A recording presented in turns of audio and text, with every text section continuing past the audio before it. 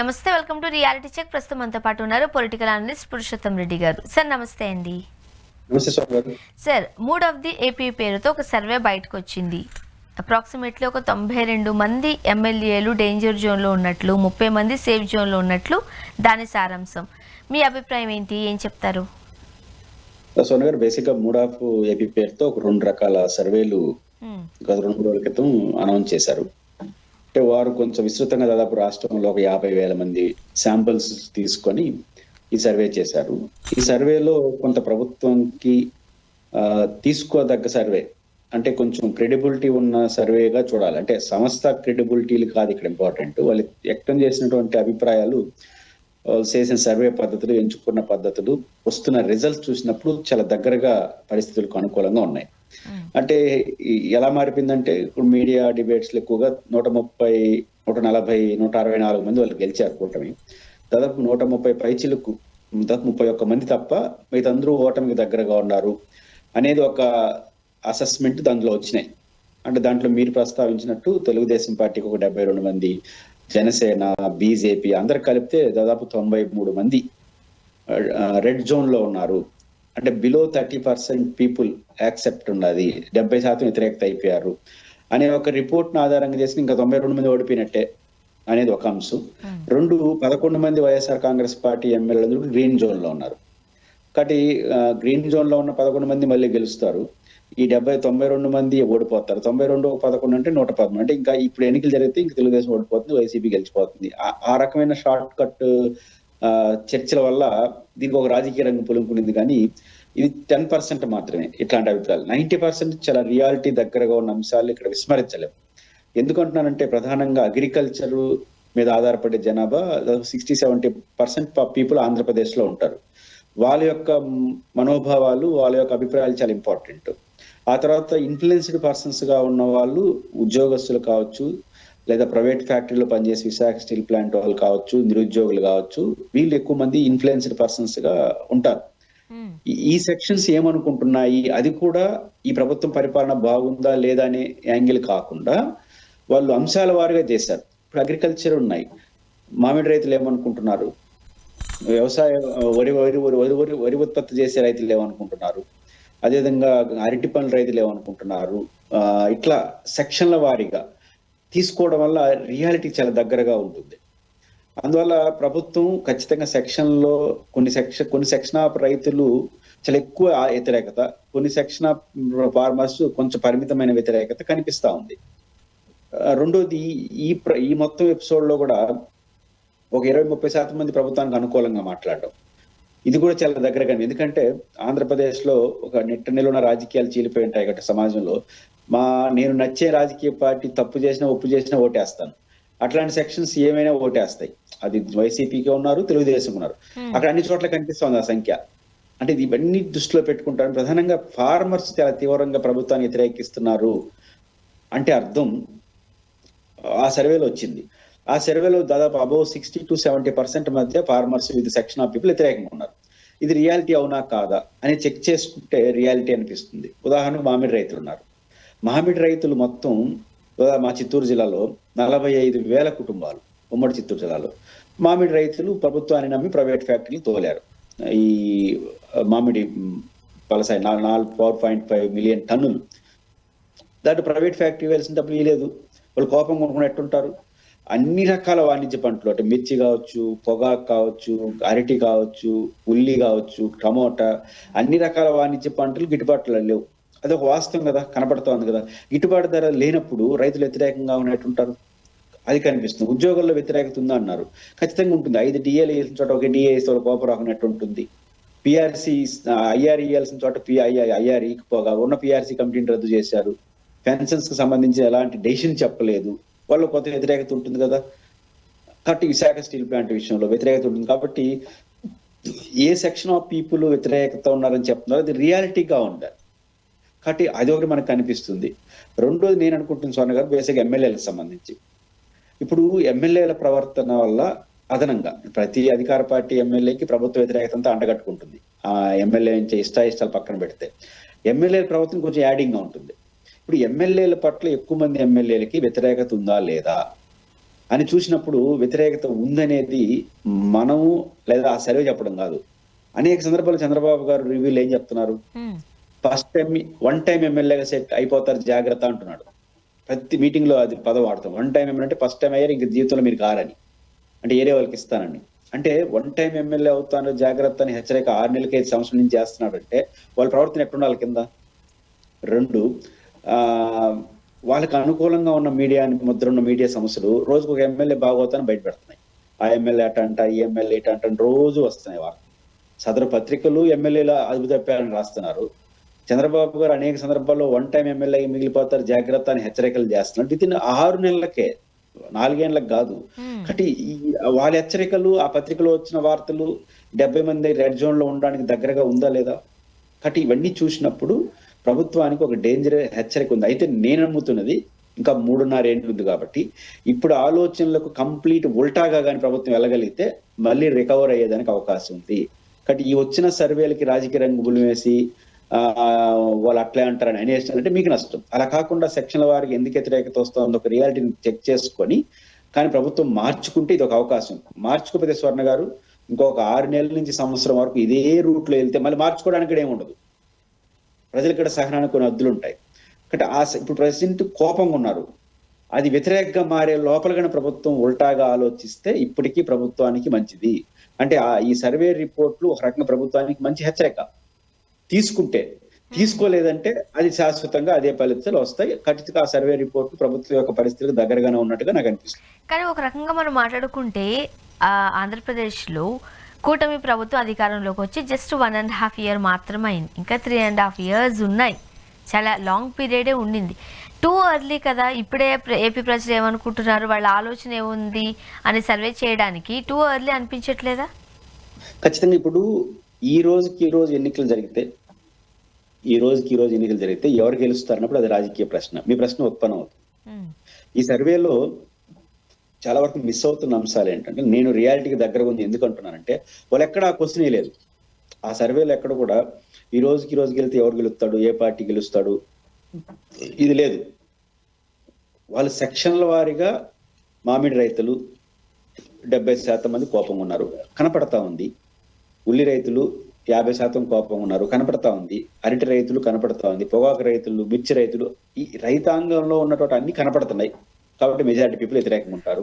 ఉద్యోగస్తులు డిఏ లేదు, వ్యతిరేకత కనపడతా ఉంది. విశాఖ స్టీల్ ప్లాంట్ కనపడతా ఉంది. కాబట్టి ఈ రోజు సెక్షన్ల వారీగా వ్యతిరేకత అంటున్నాను ప్రభుత్వం మీద, వాళ్ళ సమస్యల పరిష్కారం కాని వ్యతిరేకత. ఇప్పటికిప్పుడు తెలుగుదేశం ఓడించేస్తాము, వైసీపీని గెలుస్తామని వాళ్ళు చెప్పలేదు. ఆ ప్రశ్నే రాలేదు కాబట్టి అది చెప్పలేదు. అయితే ఈ ప్రభుత్వం మీద కోపం ఉన్నప్పుడు ఆ సెక్షన్ని అడ్రస్ చేసే సత్వర చర్యలు తీసుకోకపోతే ఆ కోపం రాజకీయ వ్యతిరేకంగా మారుతుంది అంటున్నాను. ఇప్పుడు ఎమ్మెల్యేల పైన వ్యతిరేకత లేదా? మనమే రోజు చెప్తున్నాం కదా. కాబట్టి ఎమ్మెల్యేల పట్ల ఉన్న వ్యక్తిగత వ్యతిరేకత, సెక్షన్ల వారీగా ఉన్నటువంటి వాళ్ళ సమస్యల మీద కోపం ఈ రోజు ప్రభుత్వాన్ని పట్ల పెదవిరుపు కోపం వ్యక్తం అవుతా ఉంది. ఆ కోపం, ఆ వ్యతిరేకతని మీరు అడ్రస్ చేయకపోతే, ఇప్పుడు ఎమ్మెల్యేల పట్ల వ్యతిరేకత ఉంది, కొరడా జూలిపించి వాళ్ళు చేసే అడ్డగోల వ్యవహారాలను అడ్డుకోవాలి. 2, సెక్షన్ల వారీగా వస్తున్న వ్యతిరేకతను అడ్రస్ చేయాలి. గిట్టుబాటు ధర విషయంలో వాటిని అడ్రస్ చేయాలి. ఈ 2 చేయగలిగితే ప్రభుత్వానికి సరిదిద్దుకోవచ్చు. ఈ 2 నువ్వు చేయకుండా ఇప్పుడున్న పద్ధతినే కొనసాగిస్తూ ఉంటే నిస్సందేహంగా తదుపరి ఎన్నికల్లో ఇప్పుడు వస్తున్నటువంటి కోపం రేపు రాజకీయ వ్యతిరేకంగా మారుతుంది. ఈ రోజు కోపం రేపు అది రాజకీయ వ్యతిరేకతగా మారుతుంది. కాబట్టి రాజకీయ వ్యతిరేకతగా మారిందంటే వ్యతిరేకంగా కొట్టేస్తారు. కాబట్టి ఈ రోజు అది కాదు. కానీ మీరు ఉల్టాగా తీసుకుంటున్నారా, లేదా అంతా బాగుంది, మేము బ్రహ్మాండం, ఇది మంచి ప్రభుత్వం అనేది చెప్తున్నారు, అదే చెప్పుకుంటా నడుస్తున్నారు అనుకోండి. ఇది మంచి ప్రభుత్వం అనేసి మీరు అట్లే పోయినారు అనుకోండి, వాళ్ళు అట్లే పోతారు, చివరకు రివర్స్ అవుతుంది ఫలితం. కాబట్టి ప్రభుత్వం ఎట్లా తీసుకుంటుంది ఇది అనేది బట్టి ఉంటుంది. ఈ రోజుకి అది రాజకీయ వ్యతిరేకత కాదు, సమస్యల మీద వ్యతిరేకత. రేపు అది రాజకీయ వ్యతిరేకతగా మారడానికి 6 నెలల నుంచి సంవత్సరం చాలు. ఎప్పుడు మీరు మార్చుకుంటే ఆలోచిస్తారు ప్రజలు. ఓకే, అంటే మనం కూటమి ప్రభుత్వం అధికారంలోకి వచ్చినప్పుడు ఆ నంబర్ చూసినట్లయితే, డిజిట్ చూసినట్లయితే వైసీపీ మీద వద్దు అనుకునే చాలామంది కూటమి ప్రభుత్వానికి అధికారంలో కూర్చోబెట్టారని చెబుతూ ఉన్న నేపథ్యంలో ఈ 1.5 yearలో ప్రతిపక్షంలో ఉన్న వైసీపీ మీద అంత సానుభూతి పెరగడానికి గల కారణాలు ఏంటి? అలాంటి ఈవెంట్స్ ఏమైనా జరిగాయా ఏపీలో? అంతగా ఏమన్నా కనిపిస్తున్నాయా? జగన్మోహన్ రెడ్డి గారి ప్రభుత్వం పట్ల వ్యతిరేకతతో 124 సీట్లు వాళ్ళకి ఇచ్చారు. ద సేమ్ టైం అదే జగన్మోహన్ రెడ్డి గారిని 40% ప్రజలు ఓన్ చేసుకున్నారు. అంటే జగన్మోహన్ రెడ్డికి అది అనుకూలంగా మారిపోయిందని మీరు అంటున్నారు. ఎంత మారాల్సిన అవసరంలా, ఇంకొక 7% మారితే చాలు.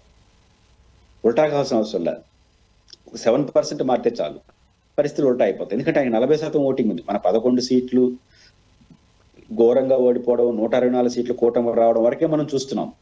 బట్ అంత ఓటమిలో కూడా 1,32,00,000 మంది జగన్ గారు ఓటేసినారు. అన్నిటికన్నా మించి దాదాపు 40% ఓట్లు వేసినారు. ఇంకా 7.5 ఆర్ 8% ఓట్లు వస్తే జగన్ గెలిచిపోతాడు. కానీ 8% ఓట్లు రావడం అనేది అసాధ్యమా? ఎందుకు అసాధ్యం కాదు? ఆల్రెడీ ఆయనకి 40% ఓట్లు ఉన్నాయి. అప్పుడే అంత వ్యతిరేకతలో అప్పుడే అనుకూలత వచ్చిందని చర్చ వస్తుంది. ఆయనకు అనుకూలత రావాల్సిన అవసరం లేదు. వీళ్ళకి వ్యతిరేకత వస్తే చాలు. మొన్న ఎన్నికల్లో జగన్ గారికి వ్యతిరేకతే పనిచేసింది తప్ప వీళ్ళ అనుకూలత కన్నా, లేదా బీజేపీ జనసేన అందరికీ ఓట్లు రావడం ఏంటి ఒకే పద్ధతిలో. కాబట్టి అది మొదటి కన్నా. కాబట్టి ఈ ప్రభుత్వం వ్యతిరేకత ఆల్టర్నేటివ్ ఎవరు? ఇప్పుడు 11 మంది వైసీపీ ఎమ్మెల్యేలు గ్రీన్ జోన్ లో ఉన్నారంటే వాళ్ళు అద్భుతంగా పనిచేస్తున్నారనే కాదు. 11 మంది అద్భుతంగా ఏం పనిచేయరు. ప్రతిపక్షానికి ఉన్న అడ్వాంటేజ్ ఏంటంటే, ప్రతిపక్షం పని ఏంటి? ప్రజలు ఆ విజ్ఞత ఉంటుంది. అధికార పార్టీ నుంచి సమస్యలకు పరిష్కారం కావాలని కోరుకుంటారు. ప్రతిపక్షం నుంచి మా సమస్యలు గట్టిగా అరుస్తున్నాడా లేదని కోరుకుంటారు. ఇప్పుడు నేను మీరు ఎట్లయితే డిబేట్ లో గట్టిగా మాట్లాడుతున్నాం అటు మాట్లాడితే అయిపోయింది మన ప్రతిపక్ష పాత్ర. మన రోజు ప్రజలు కష్టపడాల్సిన అవసరం లేదు. అంటే సమస్యని ఎస్టాబ్లిష్ చేయడానికి ప్రతిపక్ష పాత్ర. ప్రజలు ఏం కోరుకుంటారంటే సమస్యని ఎస్టాబ్లిష్ చేయాలి. ఆ పని ఈ వైసీపీ బాగా చేస్తుందా లేదా మీరు చెప్పండి. గత 1 year గా 1.5 year గా ఈ రోజు మెడికల్ కాలేజీ ఉద్యమంతో సహా 1 కోటి మంది సంతకాలు, 1,30,00,000 మంది సంతకాలు సేకరించడం, నెల నెల ఒక ధర్నా, ఒక యాక్టివిటీ. ఇప్పుడు రైతుల కోపంగా ఉన్నారు కదా స్వర్ణ గారు. ఏ సెక్షన్ రైతులను వైసీపీ పట్టించుకోలేదు చెప్పండి. అరటి రైతుల సమస్య డైరెక్ట్ గా జగన్ గారు ఇన్వాల్వ్ అయ్యారా? మామిడి రైతులకు బంగారుపాలెంకి జగన్ గారు వచ్చారా?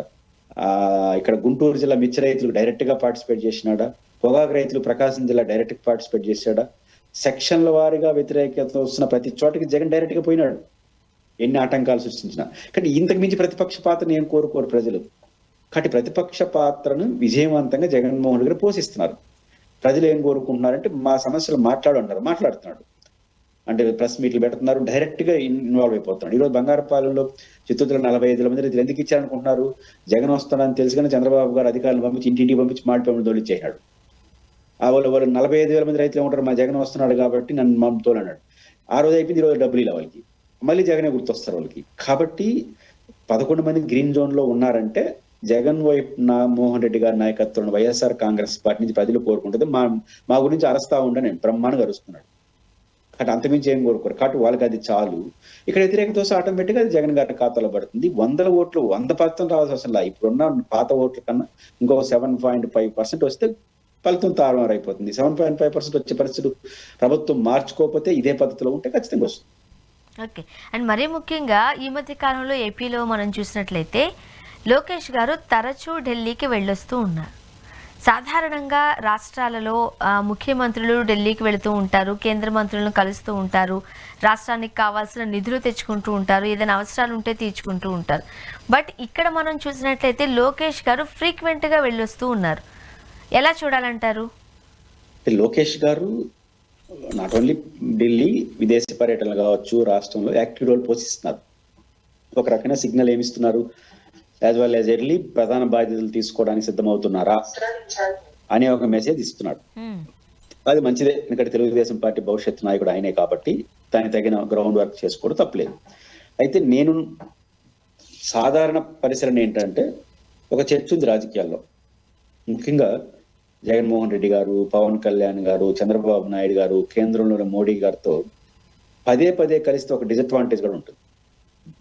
మీరు అనొచ్చు అసలు పెద్ద నాయకులను రోజు కలుస్తా ఉంటే బాగా దగ్గర అయిపోతాం కదా అని. చాలా మంది కూడా వైఎస్ జగన్మోహన్ రెడ్డి గారిని ఇటువంటి కలిసినప్పుడు వైసీపీ కార్యకర్తలు రెగ్యులర్ కలిస్తే బాగుంటుంది, జగన్ గారు ఆయన గుడ్ లుక్ లో పెడితే రేపు పవర్ లోకి వస్తే మంచి పొజిషన్ ఇస్తాడని. కానీ జగన్మోహన్ రెడ్డి గారిని రెగ్యులర్ కలవడం ఒక డేంజరస్ గా ఉంటుంది. నాట్ ఓన్లీ జగన్ గారు, చంద్రబాబు గారిని పవన్. ఎందుకంటే వాళ్ళు ఆవులిస్తే పేగులు లెక్కేస్తారు. పోయినప్పుడల్లా వాళ్ళు గౌరవించదగ్గ విషయం, వాళ్ళు ఇతని ద్వారా ఏదైనా ఇంటే బాగుంటుందని రోజు చెప్తే రోజు పోవడం అడ్వాంటేజ్. పోయినప్పుడు ఒక స్మైల్ ఇచ్చి బాగున్నారన్న ఒక ఫోటో తీసుకున్నారు అనుకోండి, ఈ సత్తా ఇంతే, ఫోటోకి మించి పనికిరాడు అనే అభిప్రాయం కూడా వచ్చేస్తారు. కానీ చెప్పరు, ఒక నిర్ధారణకు వచ్చేస్తారు. ఎట్లో రాజకీయ నాయకులు కలిసేటప్పుడు రోజు ఫోటోల కోసం పోతే ఎట్టా బాస్ ఫాలో అవుతామో వాళ్ళ దృష్టిలో చెప్పరు. కానీ కానీ రెగ్యులర్ గా మంచి సలహాలు ఇస్తా పోతే మన అసెప్ట్ అవుతుంది. అంటే పెద్ద నాయకుల్ని రోజు కలవడం కూడా ఒక ప్రమాదము. కాబట్టి అదొక దాన్ని దృష్టిలో పెట్టుకుంటే కేంద్రాన్ని రోజు కలవడం కూడా ఒక నష్టం. రోజు ఎక్కువ కలిస్తే ఏదైనా సాధిస్తే బెస్ట్. ఇప్పుడు ప్రధానమంత్రి దగ్గరికి పోయారు లోకేష్ గారు, విశాఖ స్టీల్ ప్లాంట్ ప్రైవేట్ ఆగిపోయింది. ప్రధానమంత్రి దగ్గరికి వెళ్ళారు, అమరావతికి ఒక 4,000 కోట్లు అదనంగా ఇచ్చినాడు, ఒక నేషనల్ హైవే వచ్చింది. అంటే ప్రధానమంత్రి గారిని కేంద్రాన్ని లోకేష్ గారు పదే పదే కలవడం వల్ల రాష్ట్ర ఇప్పుడు మిర్చి రైతుల సమస్య ఉంది, వాణిజ్య పంటల సమస్య ఉంది కదా, అవేమన్నా కొన్ని కొలిక్కి వచ్చాయనుకోండి అభినందిస్తారు ప్రజలు. ఎందుకంటే లోకేష్ గారు వెళ్ళారు, పరిస్థితి లోకేష్ గారు వెళ్తున్నారు, ఏమీ కాలేదంటే అది రివర్స్ అవుతుంది. లోకేష్ గారైనా, చంద్రబాబు నాయుడు గారైనా, జగన్ గారైనా కేంద్రంతో రెగ్యులర్ గా మాట్లాడడం వల్ల ఒక డిసడ్వాంటేజ్ ఏంటంటే ఫలితాలు రాకుండా కలిస్తే ఎందుకు కలుస్తున్నారు అని. కాకపోతే ప్రతిపక్షంలో ఉన్న వాళ్ళు ప్రధానమంత్రిని ఎక్కువ కలిసిన పెద్ద ఇబ్బంది ఉండదు. పోతారు, ఇది అడిగినాం ఆయన ఇలేదు, ఓ పని అయిపోయింది. కానీ మిత్రపక్షం అనలేరు, పోయినాము మోడీ గారు బ్రహ్మాండంగా రిసీవ్ చేసుకున్నారు, అద్భుతంగా ట్రీట్. వీళ్ళు ఇంకా లోకేష్ గారు, చంద్రబాబు గారు మోడీ గారిని పొగడాల్సిందే కదా, విడిపోయిన తర్వాత పొగడాల్సిందే. కానీ 4 ఏళ్ళు బాగా చేస్తున్నాడు, బాగా ఇస్తున్నాడు, చేసినా చేయకపోయినా పొగుడుతూ వచ్చాడు అనుకోండి, ఈ వ్యతిరేకత అన్ని కలిసి వాళ్ళ మెడ చుట్టుకుంటారు. వాళ్ళ చివరిలో ఈ ఉపన్యాసం నేను 4 ఏళ్ళు చెప్పులు తిరిగినాము ఇవన్నీ ప్రజలు పట్టించుకోరు, లాస్ట్ టైం పట్టించుకోరు 19లో, అదే అవుతుంది. కాబట్టి లోకేష్ గారు ఢిల్లీకి వెళ్ళడం అనేది సాధారణ విషయమే. ఆయన ఖచ్చితంగా ఫ్యూచర్ లీడర్ గా ఎదగడానికి కోసం ప్రయత్నిస్తున్నాడు, అంతవరకు అభినందన వాళ్ళకు కలిసి వస్తుంది. కానీ ఫలితాలు రాని ఢిల్లీ పర్యటన మాత్రం వీళ్ళకి రివర్స్ ఫలితాలు ఇస్తుంది. అది ఎవరికైనా, నాట్ ఓన్లీ లోకేష్ గారు, ఎవరికైనా అదే పరిస్థితి వస్తుంది. ఆ విషయంలో వాళ్ళు క్రాస్ చెక్ చేసుకుంటే మంచిది. సార్ ఇక్కడ ఇంకొక ఇది కూడా ఉండింది.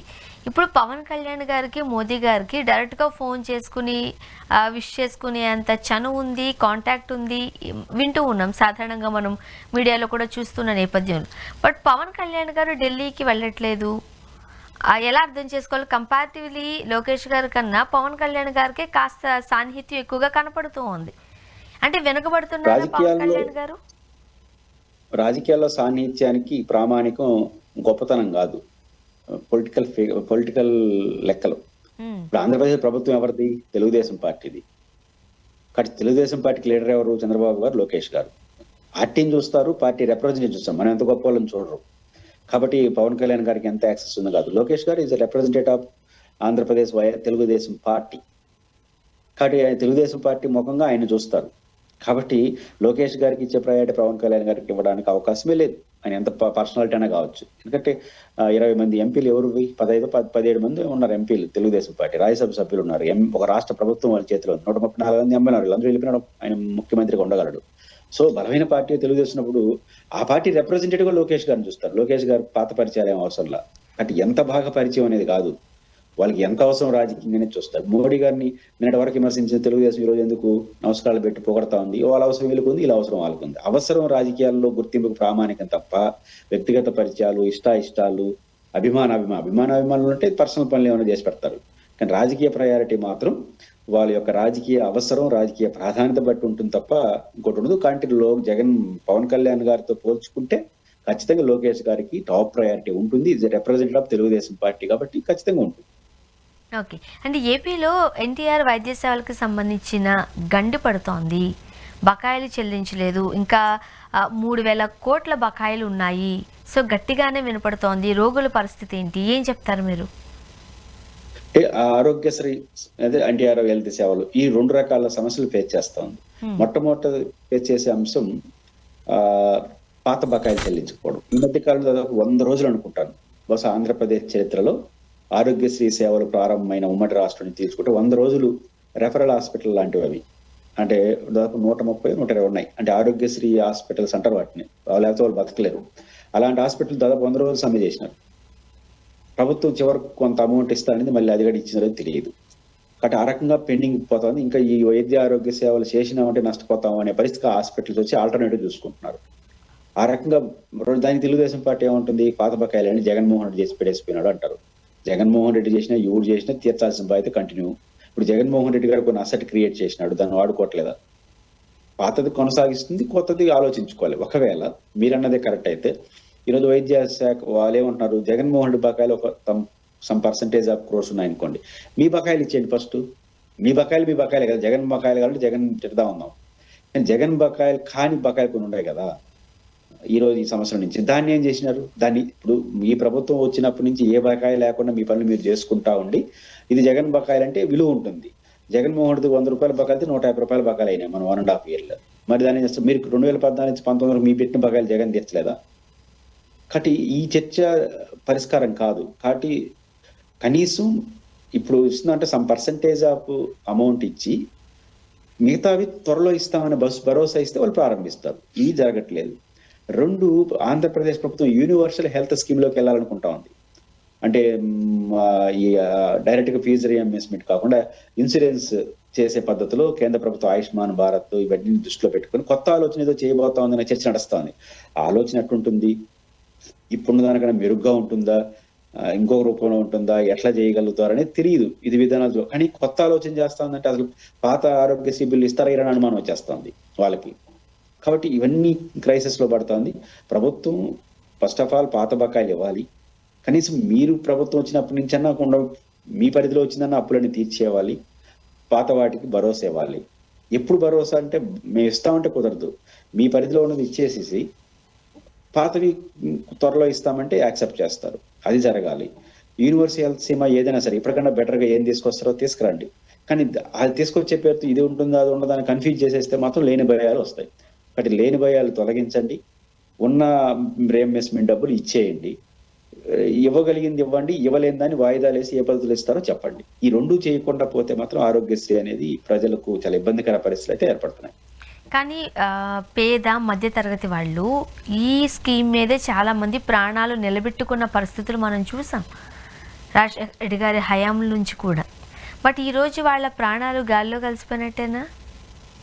ప్రధానంగా ఏమవుతుందంటే ఈరోజు మెడికల్ హాస్పిటల్స్ లో ప్రైవేట్ హాస్పిటల్ కానీ లేకపోతే సూపర్ స్పెషాలిటీ హాస్పిటల్ పేదలు వైద్యం చేసుకోవడానికి ఒక వెసులుబాటు ఆరోగ్యశ్రీ. అప్పుడు రాజశేఖర రెడ్డి గారి కాన్సెప్ట్. ఈరోజు ప్రధానంగా జైతి ఘోష్ కమిషన్ కానీ చాలా కమిషన్లు చెప్పేది ఏంటంటే స్వర్ణ గారు బేసిక్ గా ఆంధ్రప్రదేశ్ లో ఆత్మహత్యలు రిలేటివ్ గా చూసినప్పుడు, రైతుల ఆత్మహత్యలు కూడా చూసినప్పుడు గిట్టుబాటు ధర మాత్రమే కాదు, ఈ కాస్ట్లీ అఫేర్ అయిపోయింది వైద్యం, విద్య. ఆంధ్రప్రదేశ్ సౌత్ ఇండియాలో విద్య కూడా కాస్ట్లీ అయిపోయింది ప్రైవేట్ కార్పొరేట్ కాలేజీలు రావడం వల్ల. అదేవిధంగా వైద్యం కూడా కాస్ట్లీగా మారిపోతుంది. ఒక వ్యక్తి సీరియస్ సమస్య హాస్పిటల్ పోతే 1,00,000-2 లక్షలతో లేకపోతే బయట రాని పరిస్థితి ఎక్కడొస్తుంది? ఈరోజు పంట గిట్టుబాటు లేదు, ఉపాధి అవకాశాలు తక్కువ, ఇట్లాంటి పరిస్థితుల్లో ఎట్లా బీట్ చేయగలరు? ఇట్లాంటి పరిస్థితుల్లో వచ్చింది ఆరోగ్యశ్రీ కావచ్చు, ఫీజు రీఎంబర్స్మెంట్ కావచ్చు. అట్లాంటి దాన్ని పక్కకు పెట్టారంటే ఖచ్చితంగా ఆ ప్రజలు చాలా ఇబ్బంది పడతారు. 2వ పాయింట్ ఏంటంటే నేను ఇంతకుముందు ప్రస్తావనట్టు ఈ ప్రైవేట్ హాస్పిటల్ అయితే ఆరోగ్యశ్రీ సేవలు నెట్వర్క్ హాస్పిటల్స్ అంటారు వీటిని. అంటే ఈ ఆరోగ్యశ్రీ నెట్వర్క్ హాస్పిటల్ అంటారు. ఈ నెట్వర్క్ హాస్పిటల్ 100 చిల్లుండే రాష్ట్రంలో అన్ని మంచి పెద్ద హాస్పిటల్సే. ఇప్పుడు వాళ్ళు అబౌవ్ 50% ఆరోగ్యశ్రీ మీద ఆధారపడి ఉంటారు. ఇప్పుడు అక్కడ డాక్టర్లు ఉంటారు, అక్కడ నర్సులు ఉంటారు, అక్కడ స్టాఫ్ ఉంటుంది, హాస్పిటల్ మెయింటెనెన్స్ ఉంటుంది. ₹100 పర్ డే ఆదాయం వచ్చిందంటే దాంట్లో ₹50 ఆరోగ్యశ్రీ నుంచి రావాలి. ఇది కట్ అయిపోతే ఆ ₹50 వస్తే వాళ్ళు ఏం చేయాలి? హాస్పిటల్ ఎట్లా నడపాలి? సేవలు ఎట్లా అందించాలి? హాస్పిటల్ కూడా క్రైసిస్ పడిపోతున్నాయి. హాస్పిటల్స్ కూడా క్రైసిస్ పడిపోతున్నాయి. క్రైసిస్ పడిపోతే ఏం చేస్తారు? ఇంకా దీనికి నమస్కారం పెట్టి వాళ్ళ సేవలు ఏరే పనులు చూసుకుంటారు. ఆ రకంగా రేపు తెల్లారుతు నుంచి ఆరోగ్యశ్రీ రోగులు వస్తే రావద్దని చెప్పే పరిస్థితి వస్తుంది. అధికారికంగా చెప్పే రైట్ లేదు. అనధికారికంగా మాకు లేవండి, బెడ్లు అయిపోయినాయండి, నిరాకరిస్తాయి. ఖర్చులు అవుతాయి కదా, సిబ్బంది ఉంటారు కదా. ఆ రకంగా హాస్పిటల్ క్రైసిస్ లో పడుతున్నాయి. దీని మీద ఒక ఇతిబద్ధమైన హేతుబద్ధమైన నిర్ణయం తీసుకోకపోతే మాత్రం హాస్పిటల్ క్రైసిస్ లో పడతాయి. మీరు అన్నట్టు పేద ప్రజలు క్రైసిస్ లో పడతారు, మధ్యతరగతి ప్రజలు కూడా భరించలేని పరిస్థితికి వస్తారు. కాబట్టి ఈ ప్రభుత్వం సీరియస్ గా ఆలోచించాలి. మరొక అంశం sir, Visakha steel plant operation విభాగాన్ని ప్రైవేటైజేషన్ చేయడానికి టెండర్స్ పిలుస్తున్నారు. దీని అర్థం ఇంకా కంపల్సరిగా విశాఖ స్టీల్ ప్లాంట్ అనేది ప్రైవేట్ వ్యక్తుల పరం కాబోతోందా? స్వర్ణ గారు, నేను చాలా సందర్భాలు చెప్పాను మన డిబేట్ లో కూడా, విశాఖ స్టీల్ ప్లాంట్ ప్రైవేటీకరణ కొత్త పద్ధతిలో ముందుకెళ్తా ఉంది. విశాఖ స్టీల్ ప్లాంట్ ప్రైవేటీకరణ ఆపినాము, మందగమనంలో ఉంది. ఇవన్నీ ప్రజల్ని, విశాఖ స్టీల్ ప్లాంట్ కార్మికులు తప్పుదోవ పట్టించడమే. విశాఖ స్టీల్ ప్లాంట్ ప్రైవేటీకరణ వైపు వేగంగా ముందుకెళ్తా ఉంది. డైరెక్ట్ గా ప్రైవేటీకరణ చేయనంత మాత్రాన ప్రైవేటీకరణ ఆగినట్టు కాదు. ఎందుకంటే ఈరోజు కేంద్ర ప్రభుత్వం వాణిజ్య స్వభావం కలిగినటువంటి అన్ని సంస్థలను ప్రైవేటీకరిస్తాం, ఇది ప్రభుత్వ పని కాదు అని స్పష్టంగా చెప్పేసింది. అంటే వ్యాపార దృక్పథం అన్నింటినీ ప్రైవేటీకరణ చేస్తే ఇది మా పాలసీ అనేసింది. ఆ రకంగా ఎఫెక్ట్ మనకుంది. 2, విశాఖ స్టీల్ ప్లాంట్ ప్రైవేటీకరణకు సంబంధించినంత వరకు ఆ రోజు కేంద్రం ఒక అటు ఇటు అయినా మేము రాష్ట్ర ప్రభుత్వం తీసుకుంటానని జగన్మోహన్ రెడ్డి గారు చెప్పారు. ఇప్పుడు ఆ భరోసా రాష్ట్ర ప్రభుత్వం లేదు. మోడీ గారు 4 గంటే నేను 8 అంటున్నాడు చంద్రబాబు నాయుడు గారు. చివరికి జీతాలు మీరు అనవసరంగా మీ వల్లనే నష్టం వచ్చిన కార్మికుల మీద నెట్టేస్తున్నాడు. కాబట్టి ఇంకా పాజిటివ్ ఉన్నాడు ఆయన. కాబట్టి ఆ భరోసా పోయింది. మూడోది అతి కీలకమైందంటే ప్యాకేజ్ ఇచ్చారు. ప్యాకేజ్ ఇచ్చినతోనే ప్రమాదం పడింది. ప్యాకేజ్ ఇచ్చేసిన తర్వాత ఎవరైనా ప్యాకేజ్ ఇస్తే ఏం చేయాలి? కొంత కష్టాలు తీరినాయి, మనం ధైర్యంగా ఉందాము అని కార్మికులు ఉండాలి. కానీ ఇక్కడ ఏమవుతుంది తెలుసా? ప్యాకేజ్ ఇచ్చిన తర్వాత బీఆర్ఎస్లు పెరిగినాయి, వాలంటీర్ రిటైర్మెంట్లు. ఎవడు పోతున్నాడు బీఆర్ఎస్ కు? టెక్నికల్ ఎక్స్పర్ట్స్ పోతున్నారు. దాదాపు 1000 మంది దాకా వెళ్ళిపోయారట. ఎందుకంటే జీతాలు ఇన్ టైంలో ఇవ్వట్లేదు. ఆల్రెడీ ప్రైవేట్ ఫ్యాక్టరీలు ఉంటాయి. ఈ విశాఖ స్టీల్ ప్లాంట్ లాంటి రెప్యుటేషన్ ఆర్గనైజేషన్ లో టెక్నీషియన్ గా, ఫిట్టర్లుగా, రకరకాల పద్ధతిలో పనిచేసిన వాళ్ళకి బయట డిమాండ్ ఎక్కువ ఉంటుంది, ఎక్స్పీరియన్స్ పర్సన్స్ కాబట్టి. 7 జీతాలు ఇవ్వట్లేదు, ఎప్పుడు ప్రైవేటీకరణ అవుతుందో తెలియదు. కాబట్టి ముందే ప్రైవేట్ వెళ్ళిపోతే బాగుంటుంది, వెళ్ళిపోతున్నారు. ఎక్స్పర్ట్స్ ఆఫ్ పీపుల్ వెళ్ళిపోతున్నారు. బీఆర్ఎస్ మీరే పెంచి పోషిస్తున్నారు. ఇంకోవైపు ప్రభుత్వ ప్రైవేటీకరణ కాదండి, ఇది ఒక రకమైన ప్రైవేటీకరణ మార్గం. మూడోది ఈ రోజు ఏర్పడిన పద్ధతి పార్ట్లుగా ఇచ్చాడు. ప్రైవేటీకరణ డైరెక్ట్ గా అంటే విశాఖ ఉక్కు, ఆంధ్రుల కొన్ని సెంటిమెంట్ రాజకీయాలు వస్తాయి కాబట్టి దాన్ని ఆపడం కోసం తెలివిగా పలానా పార్టీ అంటారు. ఇప్పుడు ఉదాహరణకు మన ఒక మీడియా ఛానల్ నడుపుతుంటాం. హోల్సేల్ గా మీడియా ఛానల్ అనేది ఒక వ్యవస్థ. దాంట్లో ఏం చేస్తారు? రేపటి నుంచి యాంకర్ల వరకు ఒక ఏజెన్సీకి ఇచ్చేస్తారు. మళ్ళీ సంస్థ సంబంధం ఉండదు. అంటే ఆ ఏజెన్సీ చూసుకుంటుంది. దాంట్లో కెమెరామెన్లు ఒక ఏజెన్సీ. ఇంకేముంది నీకు మేనేజ్మెంట్?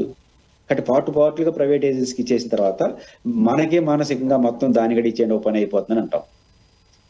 అన్ని అయిపోయినాయి, ఇంక ఇది ఎందుకు అనేసి. కానీ పార్ట్లుగా ప్రైవేటీకరణ. మేము ఇప్పుడు ఏమంటారు? మేము విశాఖ స్టీల్ ప్లాంట్ ప్రైవేటీకరణ చేయలేదండి, ఆపరేషన్ ఒక విభాగాన్ని మాత్రం చేస్తున్నాం అంటారు. లేదా ఒక లేదా అక్కడ పనిచేస్తున్నటువంటి కాంట్రాక్ట్ వర్కర్స్ ఏజెన్సీ అంటారు. మేము ప్రైవేటీకరణ చేయట్లేదు, ఏజెన్సీని ఆ కార్మికులకు ఏజెన్సీకి ఇచ్చామంటారు. ఇంకా అన్ని ఇచ్చేసి చివరిలో మనకే మానసికంగా ఇచ్చేస్తే పోతుంది మొత్తం ప్రైవేటీకరణ అంటాం. ఆ రకమైన దెబ్బ కొట్టే ప్రయత్నం చేస్తున్నారు. విశాఖ స్టీల్ ప్లాంట్ విషయంలో కేంద్ర వైఖరి మార్చుకోకుండా కనీసం రాష్ట్ర ప్రభుత్వం జగన్మోహన్ రెడ్డి లాగా ఆలోచించి ఎదుర్కోవడం, కుదరదంటే మేము తీసుకుంటామని చెప్పడం, ఇట్లాంటి స్టెప్ అన్న ఈ రెండు జరిగేంత వరకు విశాఖ స్టీల్ ప్లాంట్ ప్రైవేటీకరణ ఆగదు. అది తొందరగా జరగాలి. తొందరగా జరగకపోతే 2-3 ఏళ్లలో అది పూర్తి స్థాయి ప్రైవేటీకరణ వైపు వెళ్తుంది. చూడాలి సార్ ఏం జరగబోతుంది. థ్యాంక్ యూ సో మచ్ అండి, మీ అభిప్రాయాలు పంచుకున్నారు.